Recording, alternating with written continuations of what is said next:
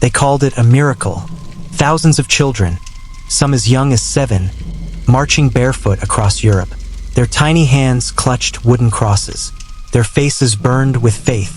They believed they could do what kings and knights had failed to do. They believed they could reclaim the Holy Land. But what happened to them?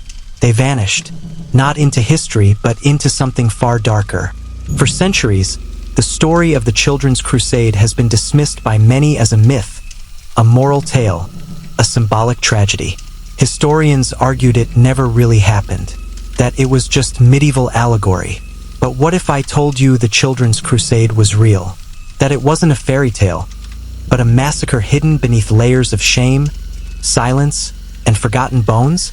This is the true story, distorted by time, erased by power, but never completely gone. The deeper you dig, the more horrifying it becomes. It begins not with a king, but with a child. In the year 1212, in a small French village near Vendôme, a 12-year-old shepherd boy named Stephen claimed to have received a letter. But not just any letter, this one, he said, was from Jesus Christ himself. According to Stephen, the Lord had appeared to him in a vision, instructing him to lead a peaceful crusade of children to the Holy Land. They would not need weapons. Their innocence, their purity would be enough.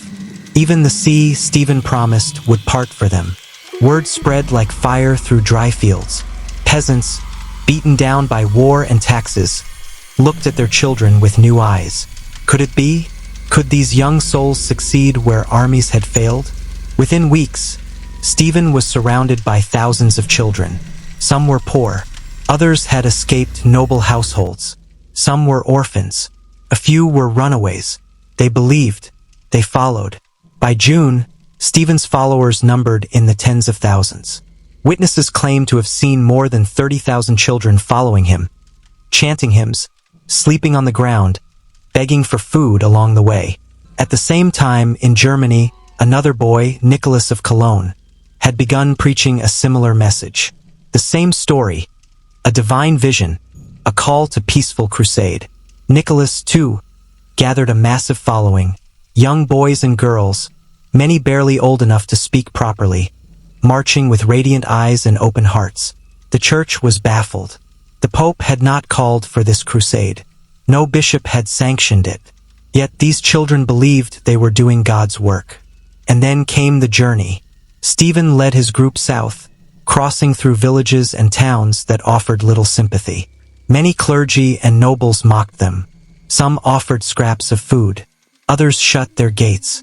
Children died of hunger, of exhaustion, of cold. Still they marched. Nicholas's group headed through the Alps, yes, the Alps. Thin-robed children climbed treacherous passes in blizzards and bitter wind.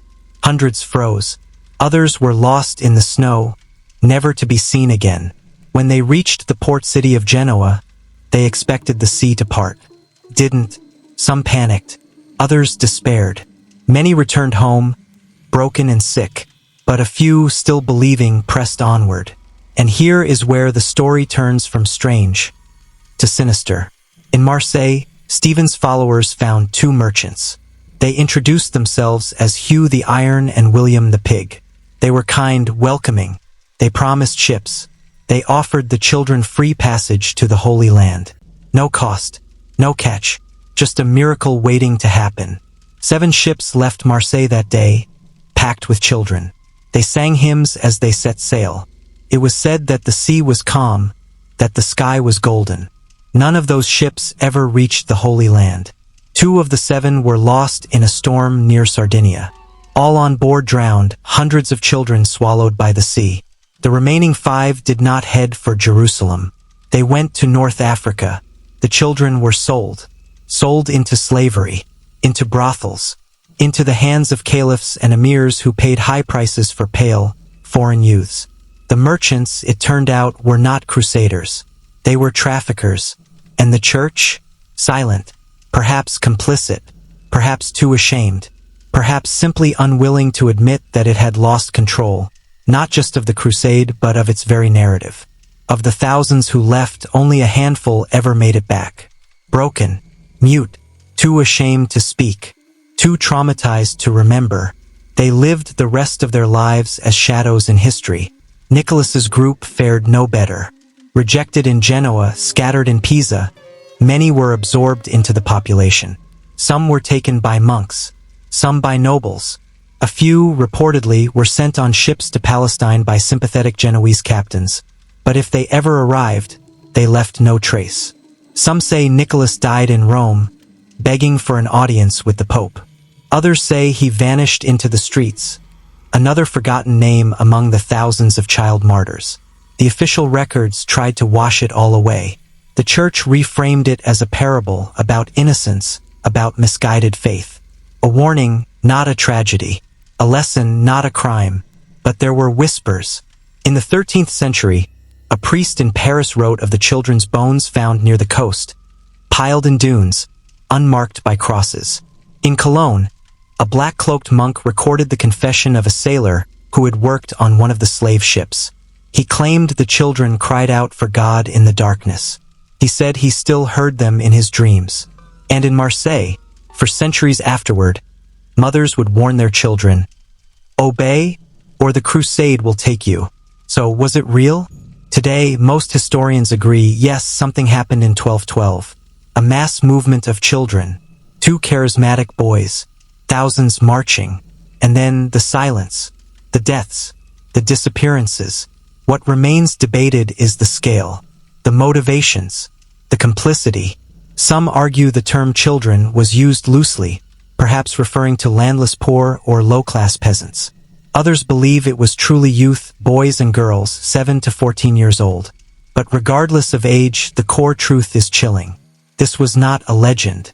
This was not a fable. This was a generation of innocence used and discarded. A movement hijacked by greed. A miracle that turned into a marketplace. In many ways, it was the purest crusade of them all. Unarmed, faith-driven, born not of politics, but of belief. And for that, it was punished, because history does not forgive purity. It devours it, and then it forgets, until someone remembers. You. Now that you know, the question lingers. Why was this story buried? Why is the Children's Crusade still taught as myth?